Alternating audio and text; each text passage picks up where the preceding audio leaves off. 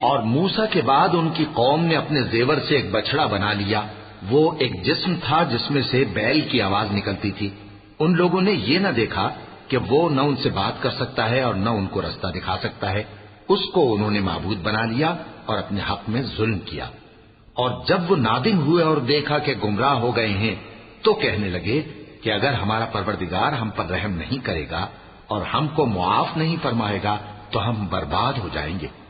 اور جب موسیٰ اپنی قوم میں نہایت غصے اور افسوس کی حالت میں واپس آئے تو کہنے لگے کہ تم نے میرے بعد بہت ہی برا کام کیا، کیا تم نے اپنے پروردگار کا حکم جلد چاہا؟ یہ کہا اور شدت غضب سے تورات کی تختیاں ڈال دی اور اپنے بھائی کا سر پکڑ کر اپنی طرف کھینچنے لگے۔ انہوں نے کہا کہ بھائی جان، لوگ تو مجھے کمزور سمجھتے تھے اور قریب تھا کہ قتل کر دیں، تو ایسا کام نہ کیجیے کہ دشمن مجھ پر ہنسیں اور مجھے ظالم لوگوں میں شامل نہ سمجھیے۔